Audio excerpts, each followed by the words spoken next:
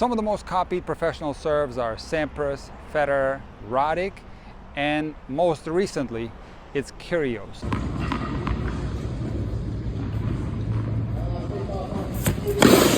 A lot of players are copying the Nick Kyrgios serve because it is one of the best serves of all time, and on top of that, it looks cool.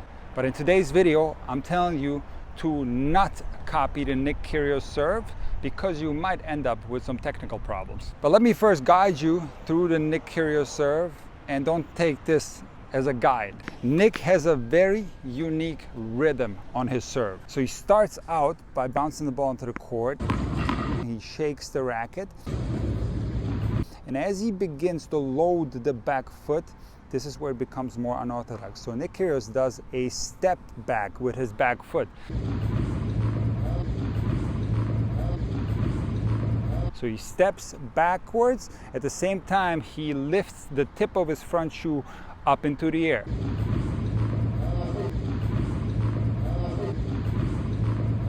Now that's not unconventional. A lot of players will load the back foot in the prep phase of their serve and dig the heel into the ground, but Nick leaves his racket and hand in front of his body. This is very reminiscent of the Ivanišević serve. So Goran Ivanišević also would load the back foot and leave his racket and the toss arm in front of his body, and from here he would start a serve that has a lot of similarities with the Kyrgios serve. Now back to the Kyrgios serve. Let's start from the beginning. He bounces the ball, he shakes the racket, he does this step back with his back foot, lifts the tip of the front foot up into the air. And now some of the more unconventional parts of the Nick Kyrgios serve start. So he doesn't shift the weight to the front foot and then initiate the toss and the take back. He actually starts taking the hand and the racket back first, and now he performs a timing that is so perfect. So he will shift the weight to the front foot and toss the ball. The racket will go into a full lag with his arm completely extended.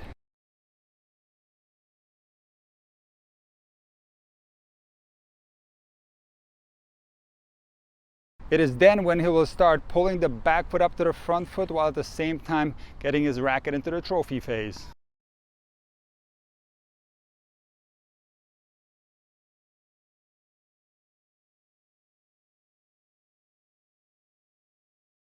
Now I'm calling it a phase and not a position because Nick Kyrgios doesn't stop at any moment throughout the service rhythm. It's a very continuous and fast moving motion. Now one thing that is conventional on a Nick Kyrgios serve is the trophy phase. So he does something that I recommend that a lot of players do, which is keep his racket head on the hitting side of the body and get this elbow slightly behind the body. Nick also bends backwards and forwards on the serve. So if you see Nick's chest in that trophy phase that is pointed up towards the sky, and if you take a look at Nick's serve from the side, you will see that his hip is slightly into the courts. That means that he creates a C formation looking at his serve from the side and from the back. And this double C formation is crucial for power. Now, one thing that I've talked about in the past is which foot to load in the trophy phase. I dedicated an entire video to this subject, and I might do another one where I actually show you that most players do not load the back foot when they're unloading their serve. So of course on Nick, he's loading the front foot and then the back foot, but when he pulls that back foot up to the front foot and he's about to unload, more weight is on the front foot compared to the back foot. How can we tell that this is the case? Because his front heel is closer to the ground than his back heel. His back foot is also slightly on the outside of his front foot. Again, this is very reminiscent to the Ivanišević serve. Now the effect that this setup has, with the right foot being on the right side and the elbow being on the left side, this creates a corkscrew action in the body, and once this is unleashed, it gives you an additional source of power. And most commonly, when that back foot goes a little bit on the outside, it's going to be impossible to load the back foot in the context of how you're supposed to load a tennis serve, which is to try to coil and bend backwards and forwards. Naturally, more of the weight will be distributed on the front foot, and also Nick tosses the ball in front of the baseline and has a slight lean in his body.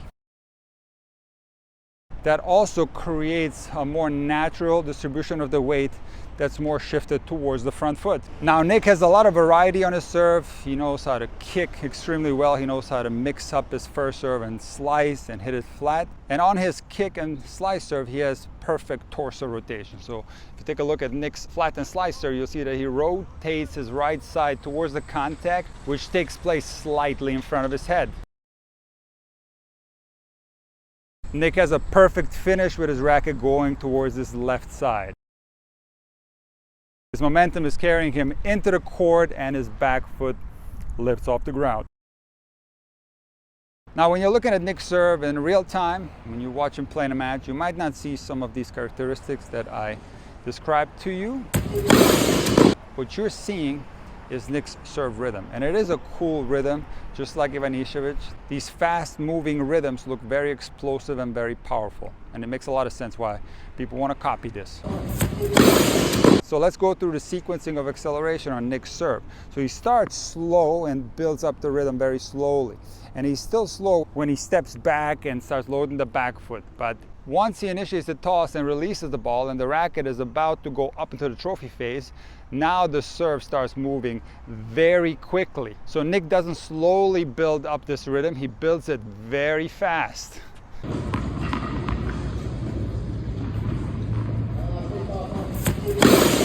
And for this type of rhythm to make sense, you cannot throw the ball very high. You have to try to hit the ball close to the apex. And that is exactly what Nick does on his serve. He doesn't hit it quite at the apex. There are very few players in history, if any, that hit the ball in the apex. Alex Dolgopolov is one example, but if you examine Nick's toss very closely, the ball is hit almost at the apex with it falling a very minimal amount.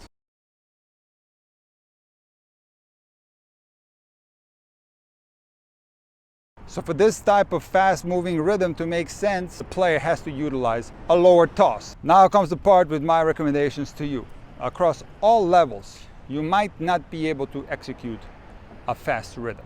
And you might not have body actions that are fast enough to accommodate a fast rhythm. So what ends up happening when you try to utilize a fast rhythm on the serve is that you end up creating technical problems because of this fast rhythm. Let me just give you a couple of examples. Maybe because this rhythm is so fast, you don't end up loading your body properly. In other words, there's no time for you to load. It's also possible that because the toss is so low, you end up shallowing out your racket drop and you don't cartwheel into the serve as much as you normally do. This is exactly what happens to a lot of players that come to me with Nick Kyrgios style serves. Now, if you want to know in more detail what other technical problems are very common at the recreational level, I want you to join Intuitive Tennis Premium. There's a whole collection of videos with technical problems at the recreational level. But now back to the Kyrgios serve. So if I see a player that perfectly utilizes a fast rhythm with no technical problems, with all the fundamentals being present, then there's absolutely no problem with this type of serve. I encourage players to continue serving like that. However,